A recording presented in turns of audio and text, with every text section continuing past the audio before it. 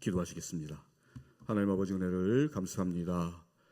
바쁜 일상 가운데서도 저희를 불러주셔서 말씀 앞에 세워주시니 이제 하나님 말씀을 듣기를 원합니다. 이 시간 말씀과 기도를 통해서 우리 성도님들을 만나주시고 새 영을 불어넣어 주시옵소서. 설교자 입술을 붙들어 주시고 오직 복음만이 선포되게 하옵소서. 감사합니다. 사랑합니다. 예수님의 이름으로 기도드립니다. 아멘. 본격적으로 더위가 시작됐습니다.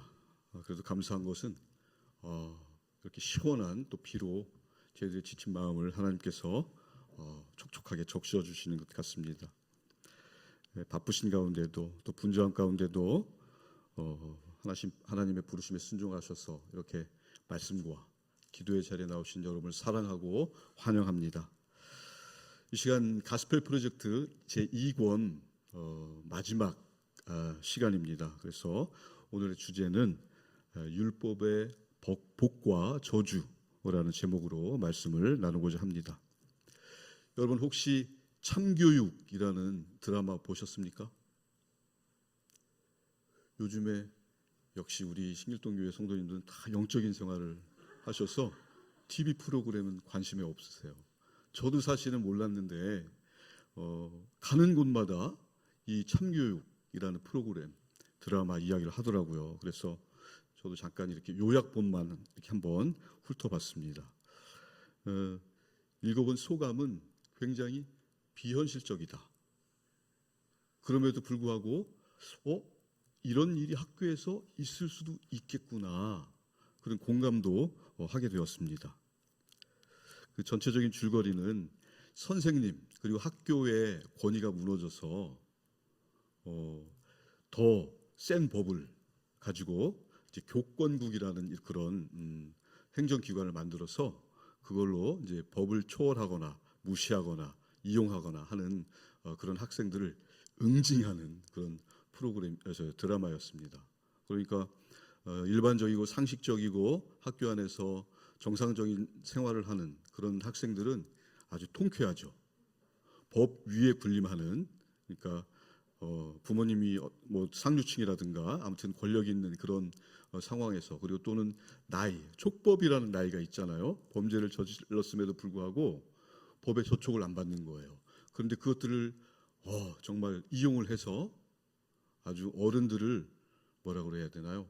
정말 농락하는 그런 학생들을 이렇게 이제 새로운 법을 강화를 해서 응징한다. 그래서 굉장히 이제 사람들이 거기에서 통쾌함을 느끼고, 우리가 법 가지고 해결될 수 없는 그런 부조리한 게 굉장히 많잖아요. 그런데 이제 이 드라마를 통해서 사람들이 카타르시스를 느끼는 것 같습니다. 그렇습니다. 우리 이 법은 우리 인간성과 또 우리가 존중받을 권리를 지키는 최후의 보루와도 같습니다. 우리 인간들에게 꼭 필요한 것이죠. 그게 바로 법입니다. 그런데 여러분, 그럼 하나님의 율법은 어떻습니까?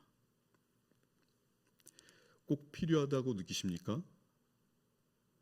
여러분들은 그 하나님의 율법을 통해서 안전하다, 또 평화를 느낀다라고 생각하십니까?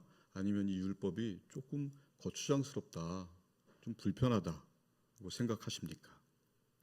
오늘 교재의 중심 내용을 보면 하나님께서 이 모세를 통해서 광야 2세대에게 율법을 다시 한번 가르치는 장면이 나오고 있습니다. 이 율법의 목적을 2세대 후진 세대들에게 율법의 목적을 정확하게 다시 한번 설명하는 것이죠. 그래서 오늘의 신학적 주제를 함께 읽도록 하겠습니다. 같이 읽겠습니다. 율법은 하나님이 주신 좋은 선물입니다. 하지만 불순종의 처벌에서 우리를 구해줄 수는 없습니다. 자, 이제 이스라엘의 새로운 세대들이 들어섰습니다. 광야 1세대들은 어떻게 됐습니까? 다 광야에서 생을 마감하고 이 세대들은 이제 여호수아를 앞세워서 가나안 땅으로, 약속의 땅으로 들어갈 것입니다. 그런데 이 새로운 세대들은 어른들이 왜 율법 하는지 깊은 이해가 없었던 것 같습니다. 이해가 있었다고 해도 그것을 아버지 세대들처럼 목숨을 걸고 지켜내야 한다라는 지경까지는 이르지 못한 것 같습니다. 그래서 이 상태에서 왜 하나님의 율법을 따라야 하는지, 또 하나님께서는 왜 이토록 규칙을 요구하시는지 그들의 궁금증을 모세가 설교를 통해서 알려주는 것입니다. 모세는 말하고 있죠. 하나님의 율법은 너희들의 행복을 위한 것이다. 율법에 순종하면 복을 받고 불순종하면 저주를 받는다. 그래서 이 세대들도 어른들과 광야 생활을 함께 했지만 깊이가 없죠. 예를 들면 오늘 우리 원예찬 어린이가 오지 않았는데, 우리 원예찬 어린이가 매주 교회에 나오잖아요. 그러나 예수님에 대해서 깊이 안다고 할 수 없죠. 그런 것처럼 지금 이스라엘의 상태가 그렇다. 이제 예찬이가 좀 커서 알아들을 수 있을 때 되면 우리 조영도 장로님께서 예수님은 이런 분이야 라고 설명을 하시겠죠. 그와 같이 지금 모세가 후세들, 이 세대에게 하나님의 율법에 대해서 설명을 하고 있는 것입니다. 이스라엘에게 같은 이스라엘이지만 차원이 다른 이스라엘이잖아요. 그렇기 때문에 이 신명기를 제1율법서라고 하거든요. 우리가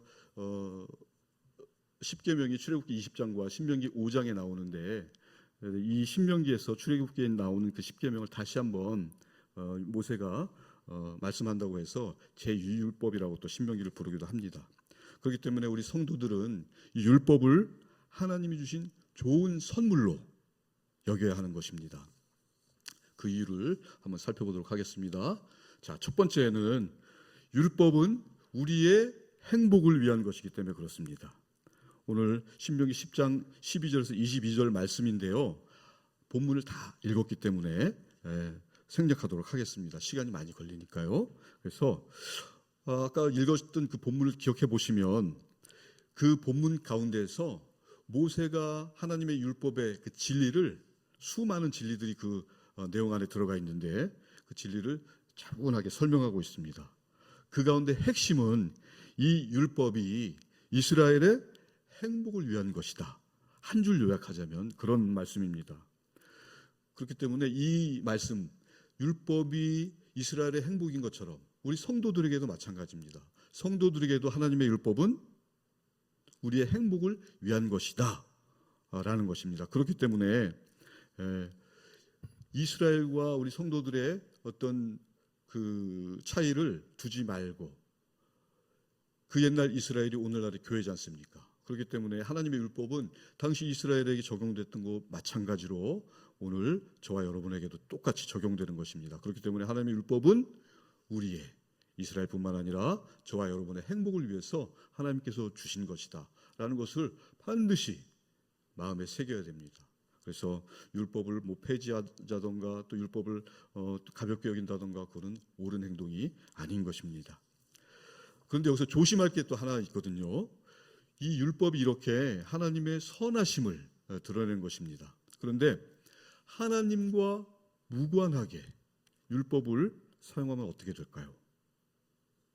그것은 정죄의 도구가 되는 것입니다. 자칫 사람을 해치는 폭력의 도구로 사용될 수도 있다. 하나님과 상관없다면. 성경에서 우리가 알 수 있지 않습니까? 기회만 있으면 우리 예수님을 넘어뜨리려고 율법 가지고 바리새인들이 그랬고 서기관들이 그랬잖아요. 그들처럼 우리도 하나님의 선하심과 무관하게 율법만 강조한다면 우리 또한 실패할 수 있다는 것입니다.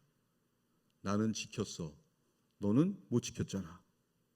이렇게 정죄의 도구로 사용할 수 있다. 그렇기 때문에 하나님의 선하심을 위하여 율법은 반드시 사용돼야 한다는 말씀입니다. 자, 두 번째는요.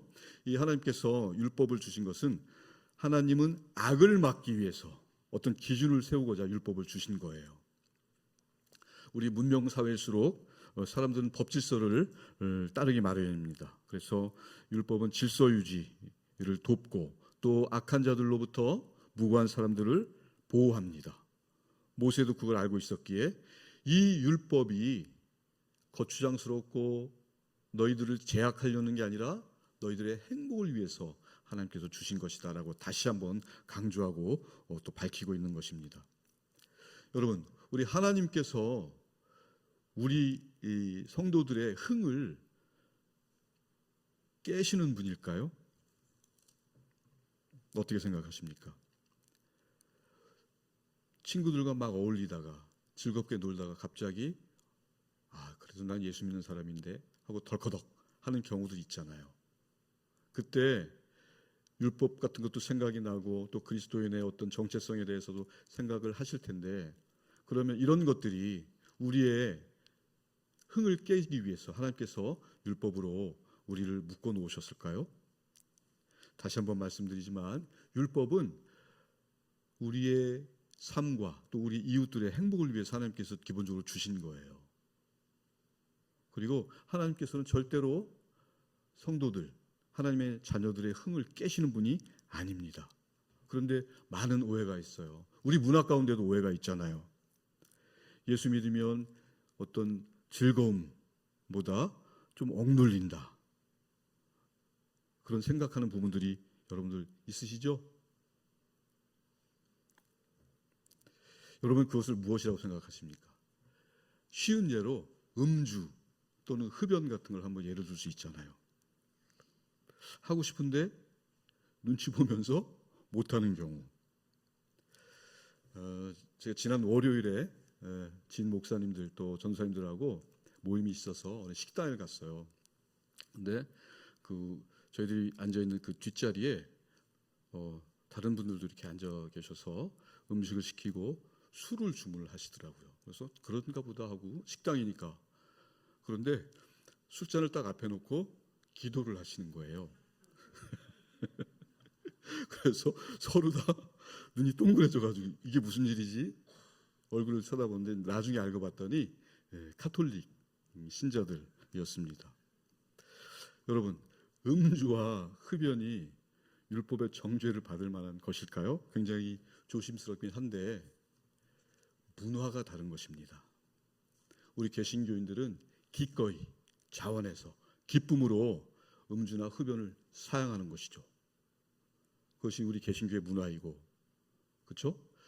사실은 우리 처음에 선교사님들이 우리 조선에 들어왔을 때 들어서 딱 보니까 이 세 가지 이 약한 것만 이것 때문에 조선에 소망이 없다, 이것만 없으면은 어떻게든지 해볼 수 있다라는 것이 있었어요. 그게 무엇입니까? 여러분들 잘 아시잖아요. 처첩을 두는 거, 그 다음에 술 먹는 거, 그 다음에 도박을 하는 거. 이 세 가지를 정말 이 조선 땅의 어두운 그림자라고 생각하고 기도하면서 생활 습관을 고쳐주고, 또 성령께서도 강력하게 역사하셔서 또 통회하고 자백하는 가운데 생활 습관이 다 바뀌고 정말 살 길을 열어주신 거거든요. 이에 비해서 카톨릭은 개신교보다 무려 100년이 먼저 들어왔어요. 사실은 100년 먼저 들어와서 수많은 박해를 받고 또 순교자도 어마어마하게 났죠. 그래서 여러분들 보셨을 거예요. 교황이 우리나라 땅에 와서, 한국 땅에 와서 내리자마자 땅에 입맞추고, 굉장히 로마 카톨릭에서는 이 한국의 천주교를 아주 위대하게 봅니다. 그런데 그분들을 율법으로 정죄할 수 있을까요? 또 비단 천주교뿐만 아니라 우리 장로교도 마찬가지입니다. 우리 장로교가 지금 1952년도에 처음에 이제 기장, 지금 한신대촉하고 그다음에 59년도에는 합동측하고 분리가 됐는데, 기장으로 분리될 때 52년도에 분리될 때 그 김재준 장공 김재준 박사라는 분도 똑같이 칼빈 신학을 하신 분이에요. 프린스턴에서. 그런데 그때 기장이 나가면서 장로교가 갈리고 했거든요. 근데 기장은 기독교 장로회는 지금도 성찬식 할 때는 포도주를 안 해요. 막걸리로 해요. 그렇다고 그들을 이단이라고 할 수 없습니다. 우리 통합교단 측에서 2016년도에 이성희 그 총회장님 있을 때에 당시 1952년도에 그 조선신학교 출신의 그 분들을 축출한 것은 잘못된 것이다, 불법이었다 하고 다시 번복해서 기장 측에 그걸 전달하고 화해를 이루었습니다. 문화가 다른 것입니다. 문화가. 그렇기 때문에 우리가 이 율법이 정말로 하나님이 우리를 성도들의 흥을 깨고 또 어떤 그 거룩한 생활만을 강요한다라고 생각하면 굉장히 오해하시는 분이 많은 거예요. 다시 한번 말씀드리지만 저희들이 절제하고 또 청결한 생활을 하는 것은 복음에 대해서 우리 몸 자체가 성령의 전 아닙니까? 기꺼이 자원하는 마음으로 기뻐하는 마음으로 하는 것이지 결코 율법의 어떤 억눌림 때문에 하는 것은 아니다라고 말씀드릴 수가 있는 것입니다. 그래서 율법은 하나님께서 악을 막기 위해 하시고 그 다음에 우리들의 그 생활을 억누르려는 의도가 전혀 아니다라는 것을 여러분들 꼭 아셔야 되는 것입니다. 자, 그리고 두 번째 큰 제목이 있는데요. 두 번째 대지로는 율법은 완전함을 요구합니다. 오늘 교재에서 보면 신명기 11장 1절을 우리가 읽었죠. 신명기 11장 1절 내용을 제가 압축해서 한번 말씀을 드리면 이 율법의 또 특징은 뭐냐면 율법은 하나님께서 이미 구원하신 성도들에게 주시는 거예요. 구원을 얻기 위한 수단이 아니다라는 말씀이에요. 여러분 성경에서 드린 각종 제사 기억하시죠? 그 제사들 잘 생각해 보십시오. 율법을 어겼을 때 희생 제물을 가지고 가서 제사를 드리는 것이지, 그렇죠? 그 제물을 드려서 내가 구원을 받겠다는 게 아니잖아요. 순서가 이해가 되십니까? 그런데 사람들은 거꾸로 생각하죠. 율법은 이미 구원받은 사람들을 위한 안전장치임에도 불구하고 그것을 구원의 어떤 수단으로 착각하는 경우가 종종 있다라는 것인데요. 이것은 바로 우리 인간의 죄성 때문에 그런 것입니다.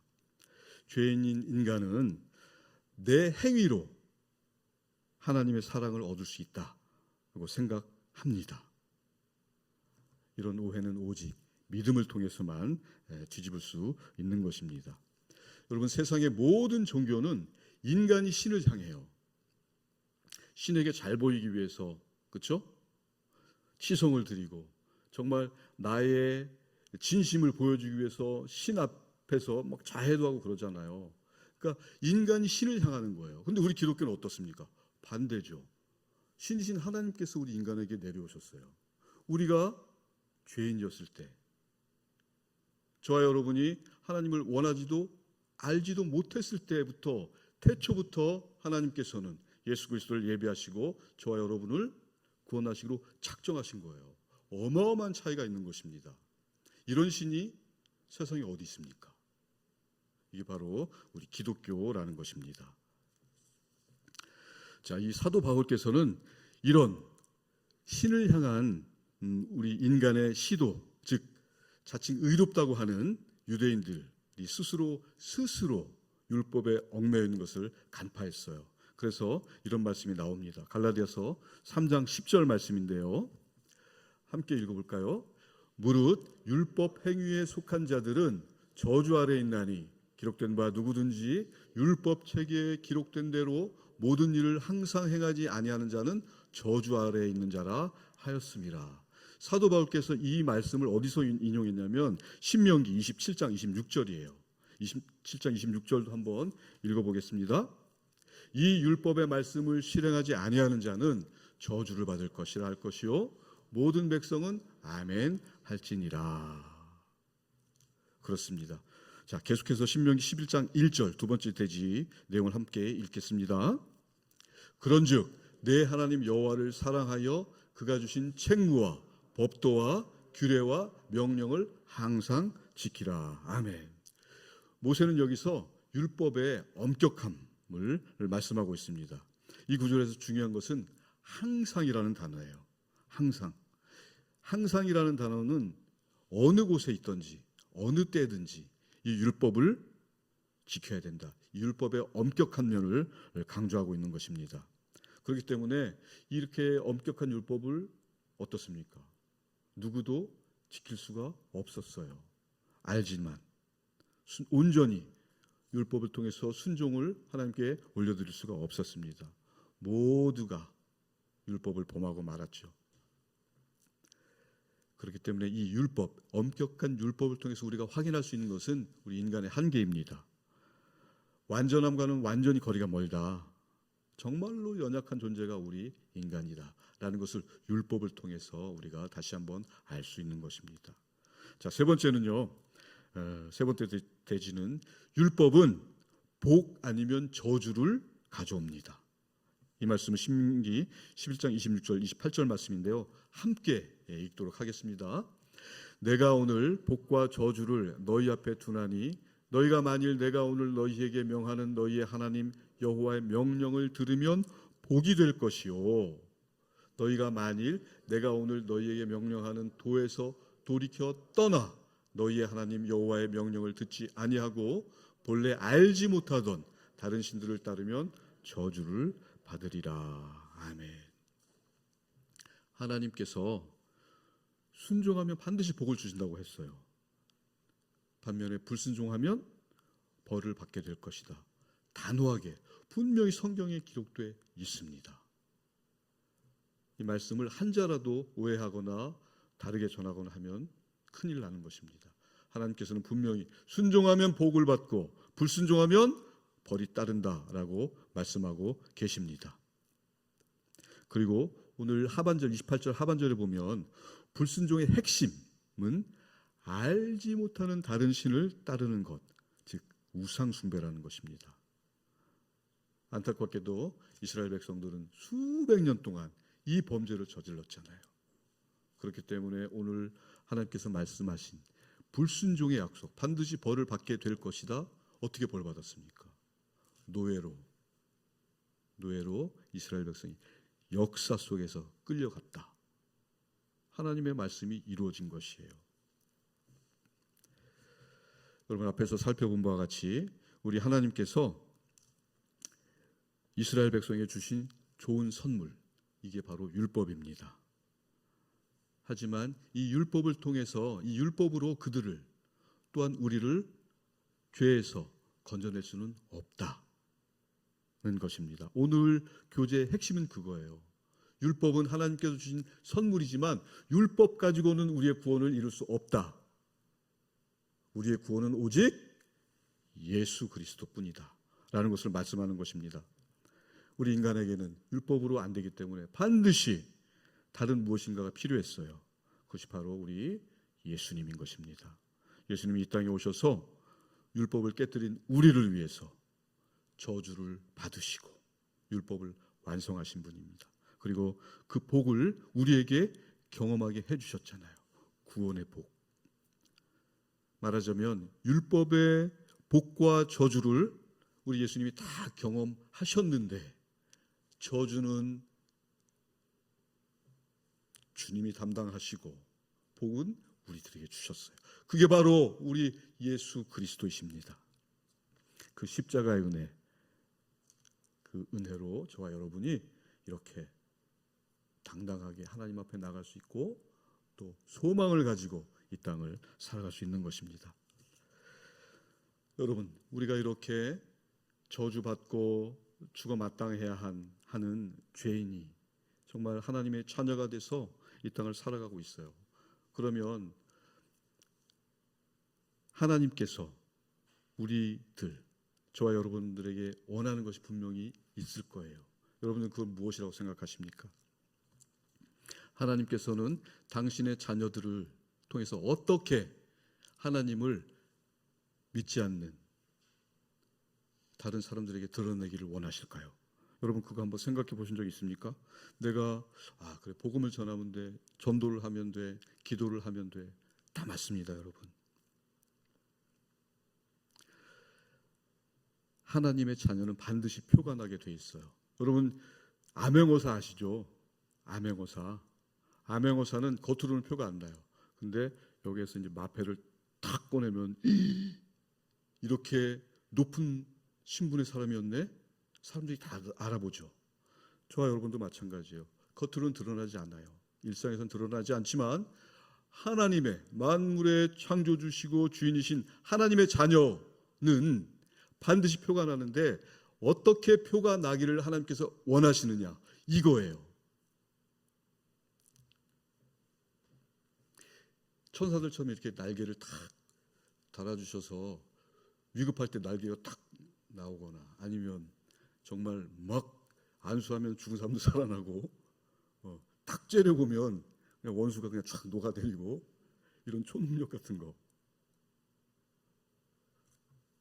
주시면 참 좋을 텐데 우리 하나님의 성품은 그렇지 않습니다. 예수님이 어떻게 오셨죠?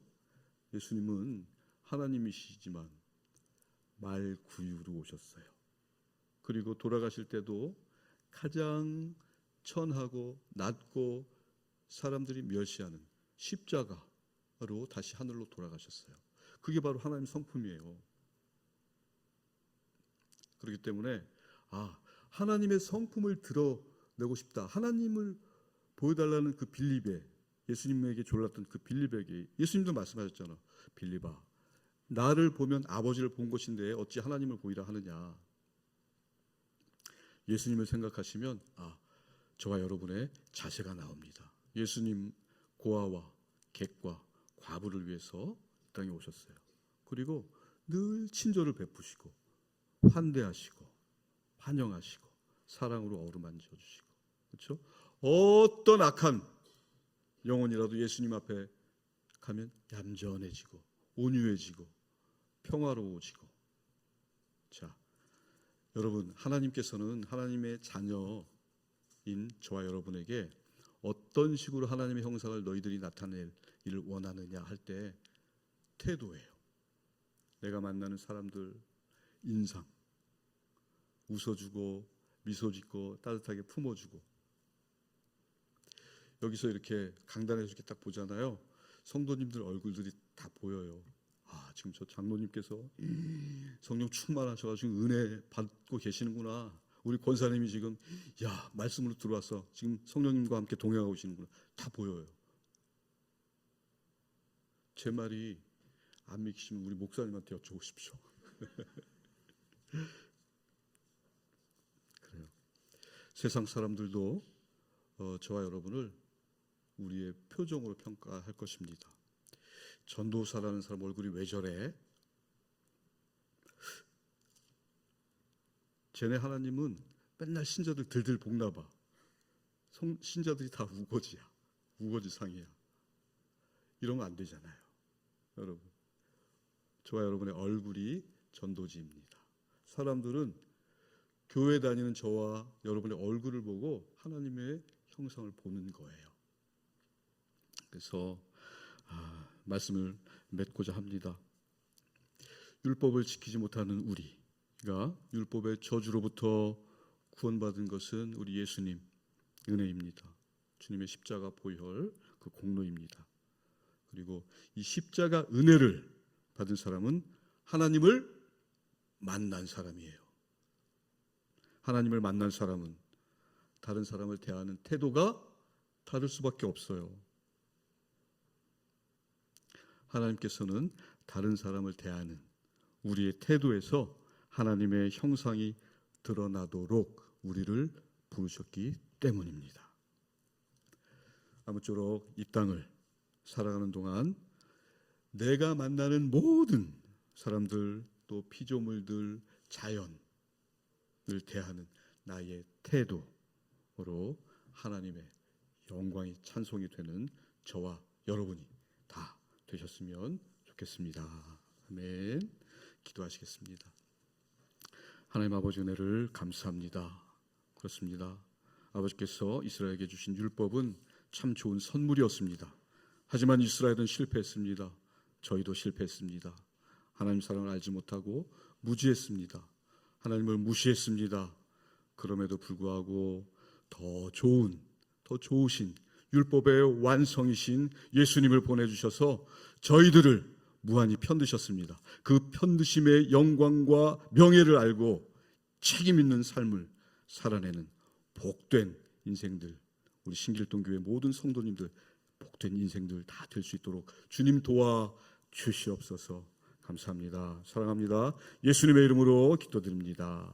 아멘.